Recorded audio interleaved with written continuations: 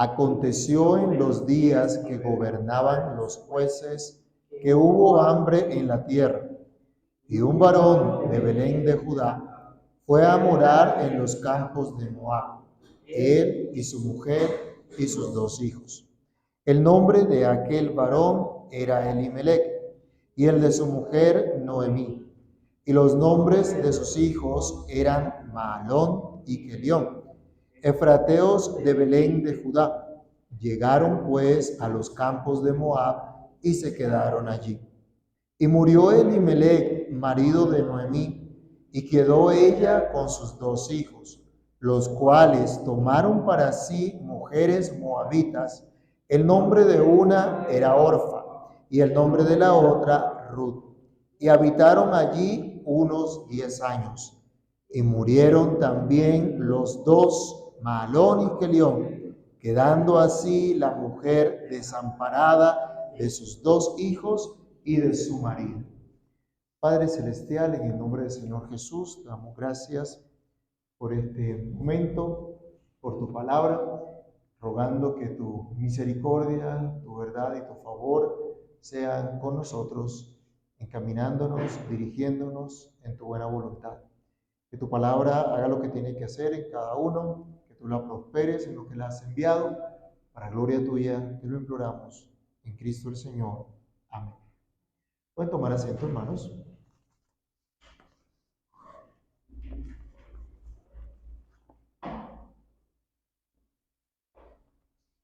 Comenzamos nosotros una pequeña serie sobre la providencia de Dios y hablábamos la semana pasada que esta providencia se da también en tiempos difíciles, en tiempos de confusión política, religiosa, en tiempos de dificultades económicas, en tiempos de decisiones que deben tomar las familias en un contexto complejo.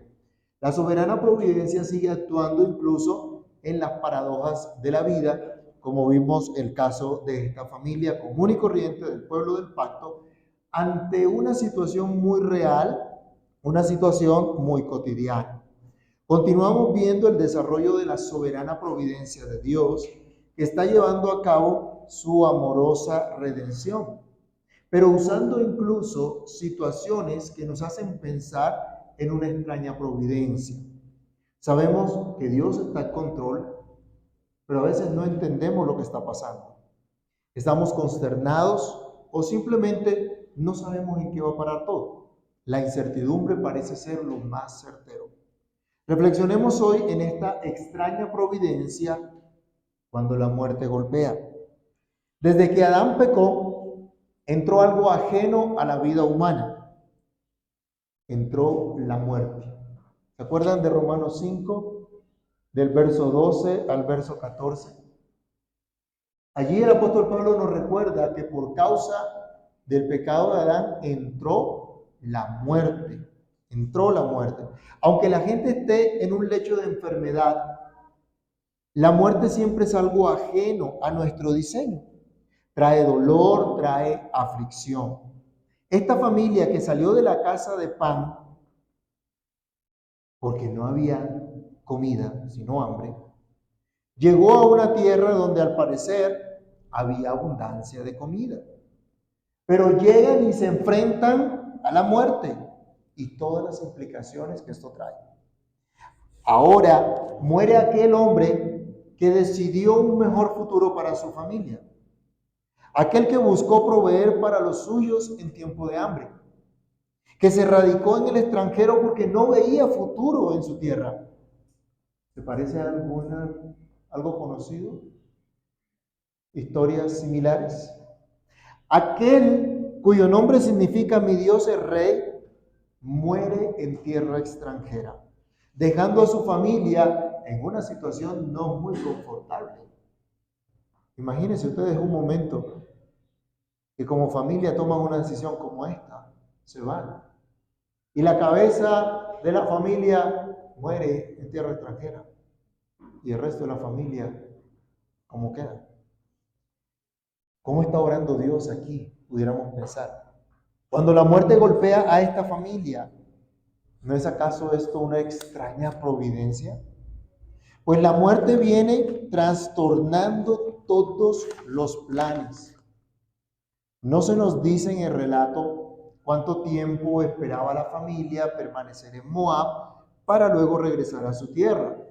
Solo tenemos una indicación en la forma del mismo relato, que esta migración era temporal, no era para toda la vida. Pero sea cuales fueran los planes, se trastornaron con la muerte de Elimelech. Tal vez esta muerte se dio al poco tiempo de llegar a Moab. Miren, mis hermanos, este contraste tan fuerte. El que huyó de la hambruna encontró la muerte en la tierra de abundante comida. Qué difícil, ¿no? Un lugar mejor. ¿Pero qué encuentra en el lugar mejor? La muerte. El que huyó de la hambruna encontró la muerte. ¿Fue un castigo de Dios? ¿Fue una advertencia para el resto de la familia para que regresara a su casa?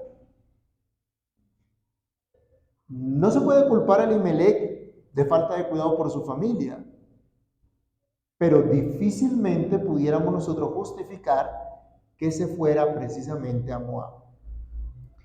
Pero ese cambio de irse de Belén a Moab terminó en desastre para la familia. Debemos nosotros hoy tener presente que es muy necio pensar que escapar de la cruz que se pone en nuestro camino para que la tomemos, el simple cambio de lugar no va a arreglar las cosas.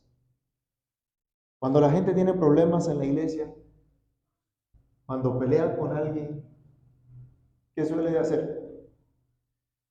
Pues se va para otra iglesia, dice, allá no me lo encuentro. ¿Y qué tal que precisamente vayan y se encuentren? ¿Qué se solucionó por cambiar de lugar? No se solucionó nada. Esta gente cambió de lugar ante una situación de hambre. Llegaron a otro lado. Pero realmente eso no arregló las cosas. En todo caso, lo que sabemos es que fuera en Belén o fuera en Moab, a su tiempo Elimelech tendría que morir. Iba a pasar. Iba a morir. Cuando Dios así lo dispusiera. Lo cierto es que, como comenta un autor, la muerte nivela todas las distinciones, frustra los planes mejor trazados, vendrá con nosotros como con Elimelech, para escribir vanidad en nuestros planes más astutos. ¿Qué es nuestra vida? Es un vapor que aparece por un breve tiempo y luego se desvanece. Así que aprende en medio de muchas pruebas de la vida a recordar que la mayor prueba está por venir. Antes de la necesidad que tenemos, la muerte misma puede estar aquí. ¿Estás obligado a abandonar tu tierra natal? Puede que tengas que abandonar el mundo mismo. Y yo pregunto, mis hermanos, ¿qué pasará con tus planes? ¿Qué pasará con tus trabajos? ¿Con tu ministerio? ¿Con tu familia? Si llega la muerte. ¿Qué arreglos dejarás para ese día que Dios te llame a su presencia si Cristo no ha venido? Es extraña a veces esta providencia cuando la muerte golpea, sobre todo cuando ocurre en una situación como la que nos describe el texto bíblico, que parece fue algo de repente, separando a los seres queridos. Dice la Escritura, y murió Elimelech, marido de Noemí, y quedó ella con sus 2 hijos. Esta es la circunstancia de Noemí. Ha sido separada de su marido, no por gusto, ha quedado viuda con sus 2 hijos en tierra extranjera, no precisamente porque ella quería ir a esa tierra. O por lo menos la Escritura no nos dice que la mujer estaba diciéndole a Elimelech, bueno, nos vas a dejar morir de hambre, mira a ver qué vas a hacer. Vámonos entonces para otro lado. Acá el texto bíblico resalta que la iniciativa la toma el marido. Él es el que se va. Y la mujer va con él y los hijos van con él. Pueden pensar ustedes un momento, mis hermanos, en las implicaciones para esa época, pero también las implicaciones para las familias de esta época, las familias migrantes de nuestros tiempos que pierden sus seres queridos en tierra extranjera de un momento a otro. ¿No conocemos acaso el dolor de la separación que trae la muerte? y trágico como este caso tan real, humano, como el que nos presenta las Sagradas Escrituras aquí. Por cierto, como padres de los que estamos acá, ¿qué decisiones estamos tomando respecto a nuestros hijos? ¿Hacia dónde los hemos estado encaminando? ¿Hemos procurado acercarlos más a Dios o los estamos acercando más al mundo, abandonando al mundo? Si mañana la muerte nos separa de ellos, ¿qué herencia, qué enseñanza, qué influencia les habremos dejado? ¿Les habremos mostrado una verdadera relación de pacto con Dios? ¿Les habremos enseñado sus compromisos pactuales dándoles ejemplo? ¿Les habremos preparado para seguir el camino, aunque por el momento la muerte nos separe? No fue una circunstancia cualquiera la que experimentó Noemí y su familia. No fue un dolor cualquiera el que llegó a la vida de esta mujer. Seguramente también a sus hijos. Pero la historia sagrada nos ilustra como una cámara se enfoca y los reflectores están puestos en Noemí. Es el personaje central en este momento, por decirlo de esa manera.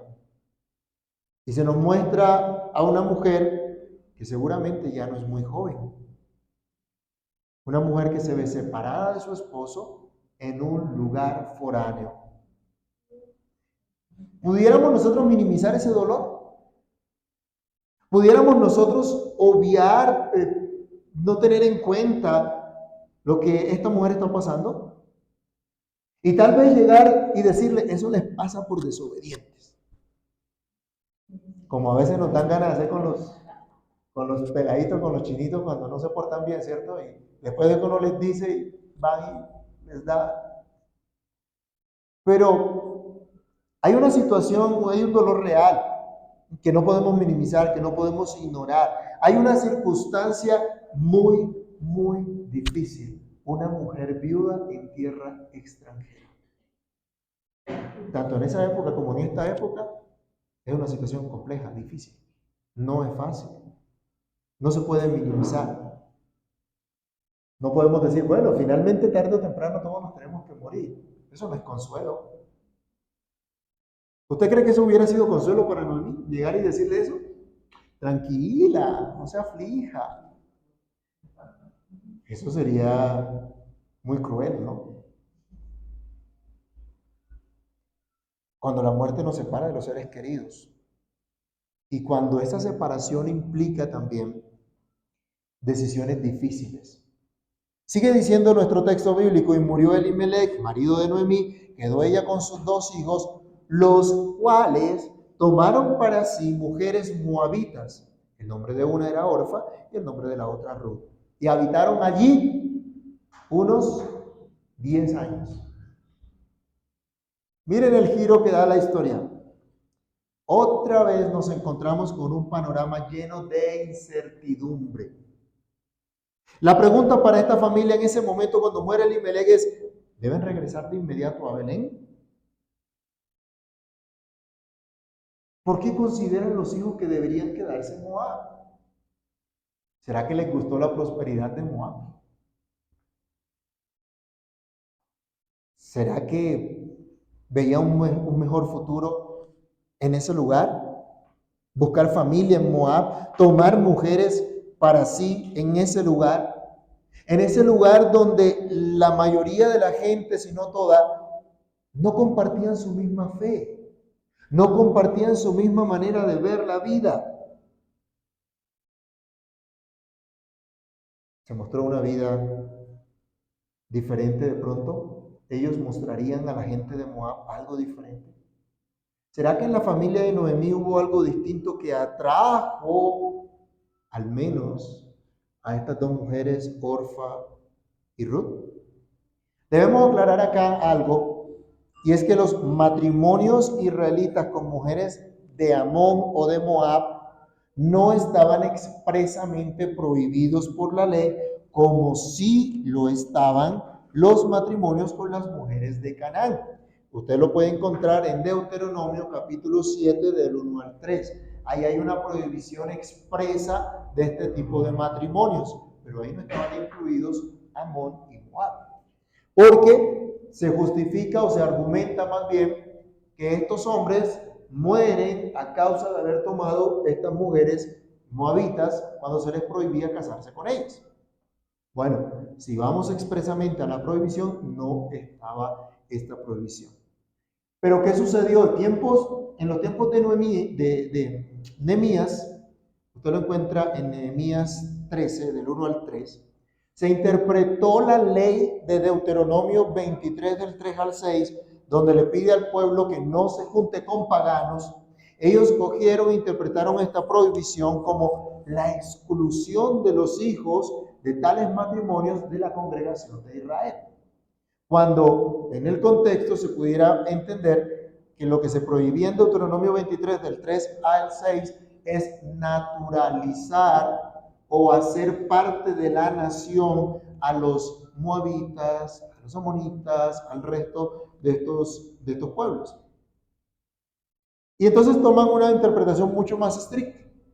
Y por eso es que muchas veces argumenta que la muerte de Malón y Kelión se debió a que se hubieran casado con estas mujeres. Probablemente los matrimonios de Malón y Kelión estarían justificados por esa necesidad, ya que vivían en una tierra extranjera. Y pues por lo que pasó finalmente con Ruth, se puede pensar que estas mujeres llegaron a ser prosélitas. Ruth fue la esposa del hermano mayor, Malón, como dice en el capítulo 4, versículo 10 de Ruth. Extraña providencia. Cuando los males aumentan, ahí no para todo. Se murió Elimelech. Estos hombres se casan con estas mujeres. ¿Qué pensaría Ruth de estos matrimonios? ¿Qué hubiera sido lo ideal? Que ellos hubieran quedado en Belén, ¿sí o no? Y se casaran con la gente que compartía pues, su misma fe. ¿Qué sentiría Noemí de estas cosas? La extraña providencia sigue trabajando acá, aunque los males parecen aumentarse en esta familia. Yo le pregunto, ¿usted ha vivido situaciones en las que a un mal se le añade otro? Y a ese otro le sigue uno más. Y como que todas las cosas se vienen juntas. Decimos, y para colmo de males ahora aparece otra pata que le sale al gato, decimos por ahí. También. Pérdida tras pérdida, es lo que empieza a experimentar Noemí. Nuevas aflicciones se suman a las anteriores, prueba tras prueba, dolor tras dolor. Ahora se nos dice que el dolor de una viuda, o más bien se nos presenta la historia del dolor de Noemí como si el dolor de las viudas jóvenes no contara, o al menos no se menciona, porque queda sin palabras ante la majestuosidad del dolor de Noemí. Dice nuestro texto, y murieron también los dos, Malón y Kelión, quedando así la mujer desamparada de sus dos hijos y de su marido. Una familia migrante de 4 personas y queda una sola. Triste, ¿no? Difícil de comprender. ¿Cómo es posible? Si son creyentes, son una familia del pacto, son hijos de Dios.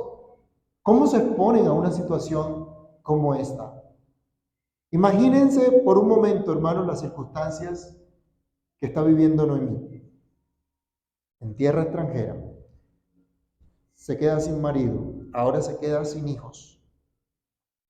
Les invito a que por favor averigüen la historia del himno que cantamos ahorita, Estoy bien. También es una historia de muerte y dolor, en la que quien compone este himno experimenta una situación bien difícil, pero cobra valor en las palabras de una esposa que dice, estoy bien, a pesar de. ¿Cómo hubieras reaccionado tú ante esa situación? ¿Qué habrías pensado tú acerca de Dios y de los planes cuando todos los planes de tu familia han sido trastocados? ¿Dejó Dios de ser fiel? ¿Dejó Dios de cumplir su santa voluntad? ¿Dejó acaso Dios de ser Dios? Hermanos, ¿qué piensas cuando tus males aumentan? Cuando se juela, ¿cierto, hermano? Cuando se juela y cuando tenemos más enfermedades, cuando el cuerpo ya no responde igual, cuando las piernas no responden, cuando los ojos no responden. Y vas al médico y lo que sales es más enfermo. Porque dice, uy, tienes esto y lo otro. ¿Cómo reaccionas? ¿Cómo ves esas cosas? ¿Cómo entiendes esas cosas? ¿Qué piensas ante esas cosas? Hoy, cuando las cosas van de pronto de mal en peor, no se nos dice a veces, ¿no será que estás en pecado? ¿No será que no eres cristiano? Porque es que si tú eres cristiano, todas tus cosas tienen que salir bien porque tú eres hijo del Rey de Reyes, hijo del Todopoderoso, entonces debes tener todo. Y todo para ti tiene que ser color de rosa. Mis hermanos, vivimos hoy en una cultura donde el placer es lo más importante para la gente. Donde nadie quiere sufrir, al contrario, ¿qué es lo que le dicen las sectas a la gente? Pare de sufrir. Y le dan una rosita y le dan una fotico y le dan yo no sé qué. Y todos esos cuentos para que la gente pare de sufrir. Pero Cristo nos llama a seguirlo tomando nuestra propia cruz día tras día. Es decir, muriendo a nosotros mismos cada día. Muriendo a nuestras expectativas equivocadas de buscar un sueño sin Dios. ¿Se acuerdan del sueño americano? Que ya se desvaneció y que muchos están tan desilusionados de ese tal sueño americano. Y del mentiroso aquí local que decía, sueña y ganarás el mundo. ¿A cuántos embaucó con ese cuento? Y luego la gente aparece decepcionada de la iglesia, de la palabra de Dios, del evangelio, y no quieren saber nada de iglesia, porque no se cumplió su sueño, porque no se cumplió su expectativa, porque no se cumplió su meta. Matrimonios rotos y no se cumplieron las expectativas. Yo esperaba esto, la esposa esperaba lo otro. Y entonces, ¿qué pasó? La gente tiene expectativas equivocadas. Tenemos que morir a las expectativas equivocadas, a lo que el mundo nos ofrece, morir a nuestros deseos pecaminosos, procurando una santa y piadosa manera de vivir. Morir implica sufrimiento, pérdida, separación. Esto es lo que Cristo nos dijo allá en Mateo 18:8. Vamos a leerlo un momentico.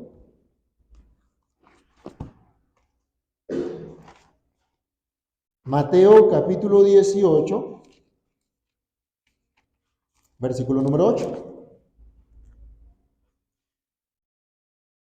Miren lo que el Señor nos llama a morir.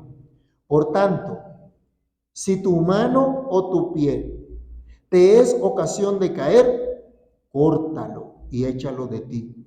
Mejor te es entrar en la vida cojo o manco que teniendo dos manos o dos pies ser echado en el fuego eterno.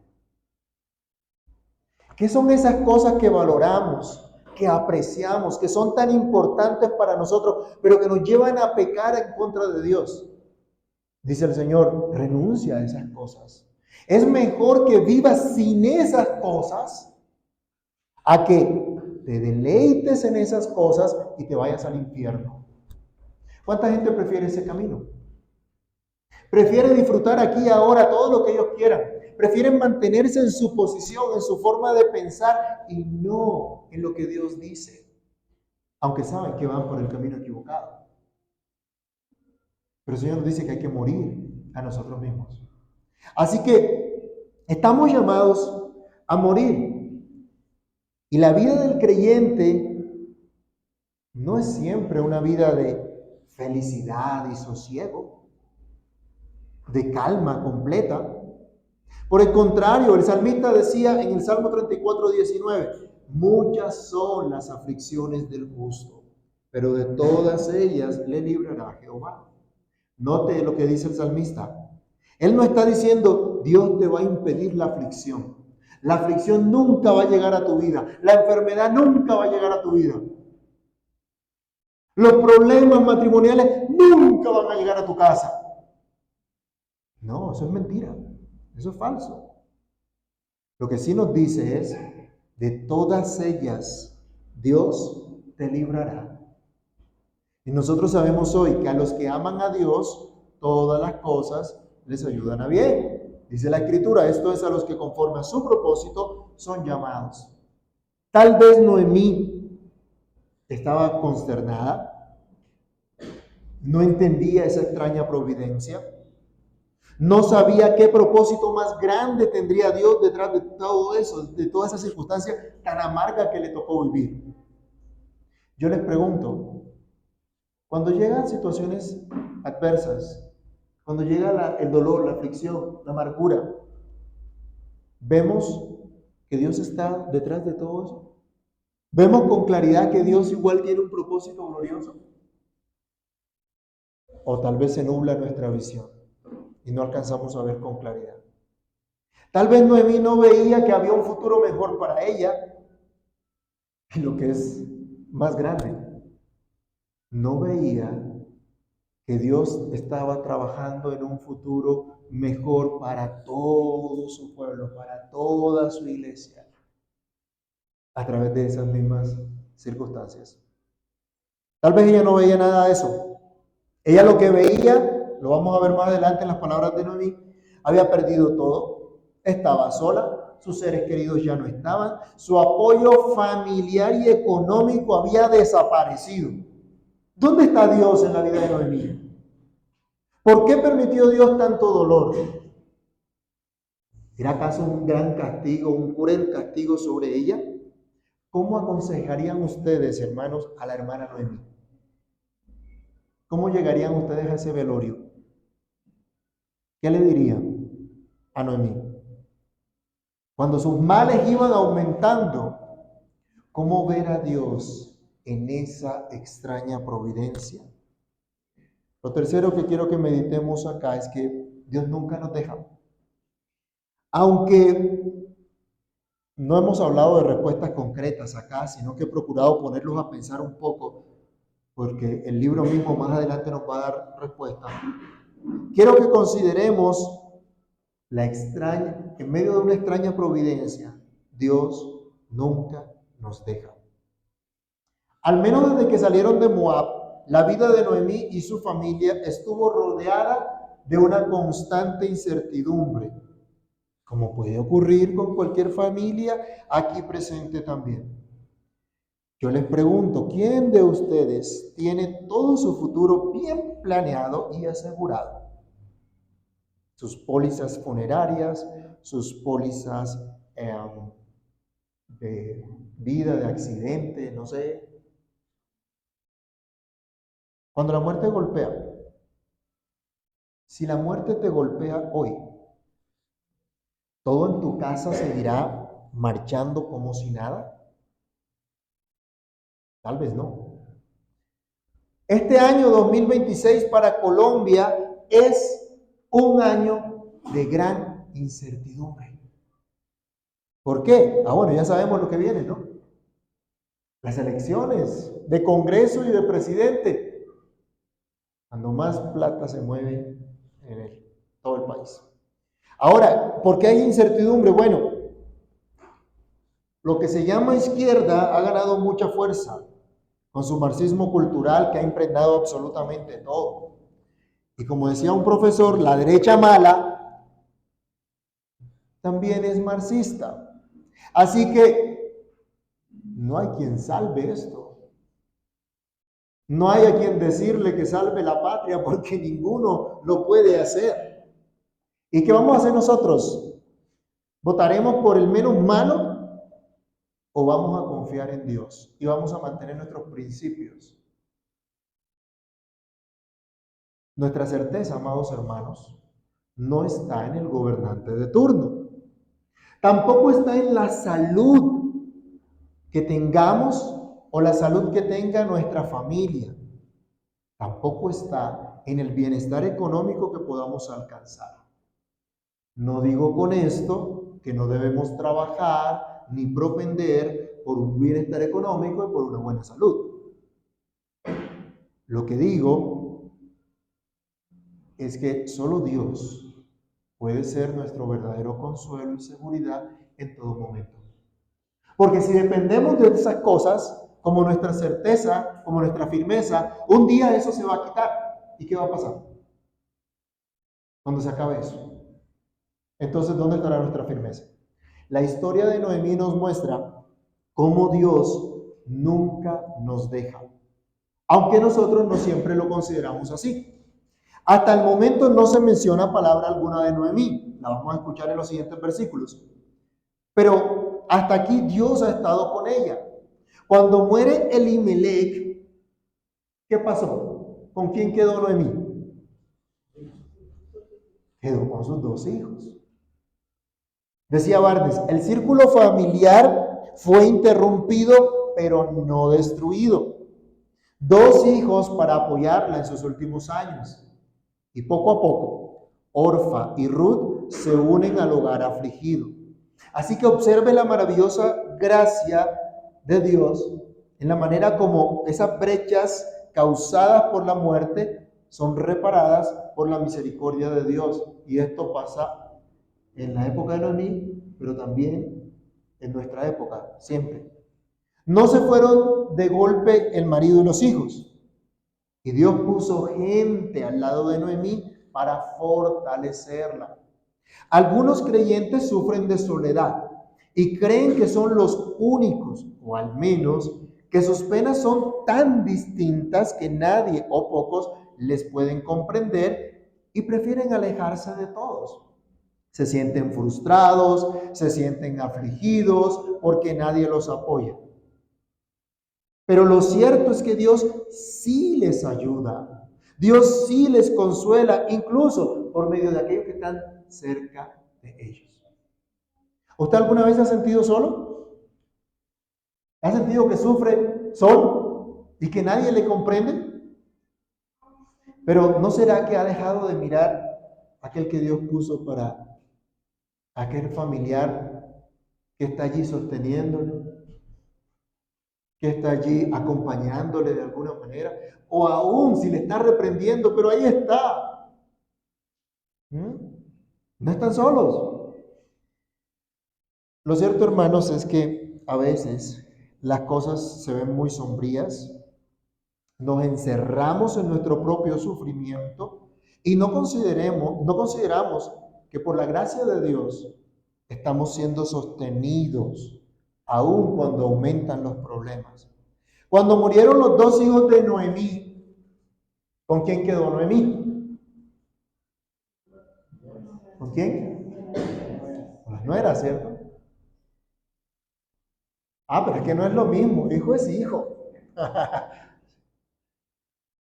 Vamos a ver lo que significó Ruth para Noemí. Pero no quedó sola. Dios proveyó cuidado para ella. ¿Y se acuerdan de nuestro Señor en la cruz que le dice a María? Acuérdense que nuestro Señor como hijo mayor cumplía unas funciones especiales. Y si ese hijo mayor no estaba, ¿qué iba a pasar con la mamá? Pareciera que el marido de María ya había muerto hacía mucho tiempo. Él busca provisión, le dice, mujer, ahí a tu hijo, le dice a Juan, hazte cargo, cuídala. En otras palabras. No quedó sola. Ahí estuvieron las esposas de sus hijos. Se quedan en el hogar. Ellas no salen despavoridas. Bueno, se murieron los esposos, te vi, Noemí. Chao. No hicieron eso. Dios estaba obrando ahí. Y si no tenían, pudiéramos decir, no tenían ninguna obligación. Era su suegra, pero la familia de ella estaban ahí en Moab, se podían ir con su familia, pero cuidaron Se quedaron con esta mujer. Interesante. Algo de consuelo permanece incluso para los más desamparados y desolados. Dios nunca deja a los suyos. Providencialmente Dios sigue sosteniendo y sigue sustentando. Vamos a Hebreos capítulo 13, verso 5. Al tener en cuenta estas cosas, nosotros hoy debemos aprender a confiar en el Señor, como nos exhorta aquí el autor sagrado. ¿Qué dice Hebreos 13, 5? ¿Quién lo tiene? Lo lee fuerte, por favor. Sean vuestras costumbres sin avaricia, contentos con lo que tenéis ahora, porque Él dijo, no te desampararé ni te dejaré. Satisfechos con Dios. No nos dejará, no nos desamparará. Las cosas para Noemí no marcharon mejor en Moab de lo que marchaban en Belén. Pero Dios sigue estando al control. Aunque para Noemí las circunstancias van de mal en peor, muchas lecciones aprendemos de acá. Una de ellas es que no es precisamente lo más sabio abandonar la fe por causa de las pruebas y dificultades mientras dura nuestra lucha con el pecado, sino que debemos tener presente lo dicho por nuestro Salvador. Estas cosas os he hablado para que en mí tengáis paz. En el mundo tendréis aflicción, pero confiad, yo he vencido al mundo. Él no dice en el mundo todo será color de rosa y todos los van a aplaudir, los van a bendecir por ser cristianos. No, van a tener aflicción. Él no está diciendo no te va a doler un solo cabello. No, van a tener aflicción. Pero no dice, entonces échense a morir. Y aflíjanse y conduélanse ustedes mismos, pobrecito yo, con tanto sufrimiento. No, dice, pero confiad, yo he vencido al mundo. Aunque la muerte también nos puede golpear hoy a nosotros, ahora nosotros sabemos que si vivimos, para el Señor vivimos. Y si morimos, para el Señor morimos. Así pues, sea que vivamos o que muramos, del Señor somos. Es lo que el apóstol Pablo nos enseña en Romanos 14:8. De modo que debemos vivir para agradar a nuestro Dios, esperando ese día en que estaremos en su presencia, lo cual es muchísimo mejor, ya sea cuando Él nos llame a su presencia, a cada uno en particular, o cuando venga por toda su iglesia. Si providencialmente el Señor permite que las pruebas y el dolor se aumenten en nuestra vida, miremos a aquel varón de dolores, aquel experimentado en quebrantos, que fue menospreciado, que fue a la cruz para darnos consuelo eterno. Él es nuestro consuelo aquí, ahora y por la eternidad. Un día quitará el dolor aquí o en la eternidad. Pero lo cierto es que nunca nos dejará ni nos desamparará. Miremos a Cristo más que a los problemas. Miremos a Cristo más que a las tentaciones. Miremos a Cristo más que al pecado. Mejor dicho, miremos solo a Cristo siempre. Oremos. Amantísimo Dios y Padre Celestial, gracias. Gracias, Señor, porque en esa extraña providencia para nosotros, a causa de nuestras limitaciones, tú sigues obrando y tú sigues cumpliendo tu plan, tú sigues cumpliendo tu propósito. Señor amado, te pedimos que tengas misericordia y que nos ayudes a aprender cada día a confiar más en ti, a confiar en tu verdad, a confiar en tu palabra, a no dejarnos llevar por lo que meramente ven nuestros ojos, a no dejarnos llevar simplemente por el sentimiento de dolor, de angustia o de incomprensión.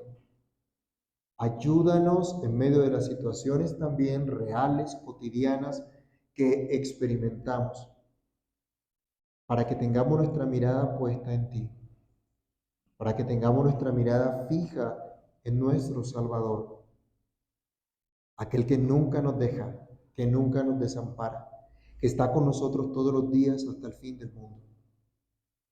Señor, permítenos entender que tú estás obrando, que tú estás cumpliendo tu propósito, que tú estás santificándonos y que tú estás llevando a cabo ese plan eterno, aunque hayan momentos difíciles en los que no comprendemos estas cosas. En esos momentos, Señor, te pedimos, ayúdanos a confiar en ti, ayúdanos a descansar en ti, a saber que no nos ha sobrevenido ninguna prueba que no sea humana, sino que no seremos probados ni tentados más allá de lo que podamos soportar. Ayúdanos, pues, a armarnos de valor, de confianza en tu verdad, en tu palabra, y ver las cosas como tú las ves. Pero ayúdanos también, Señor, a tener compasión con aquellos que tal vez en este momento no comprenden todas estas cosas. Danos sabiduría, gracia, para poderles ayudar conforme a tu palabra, para poderles mostrar que tú estás allí, que tú no les dejas, que tú les sostienes. Ayúdanos, por favor, en este caminar, para la gloria de tu nombre. Te lo pedimos y te damos gracias. En Cristo nuestro Salvador. Amén.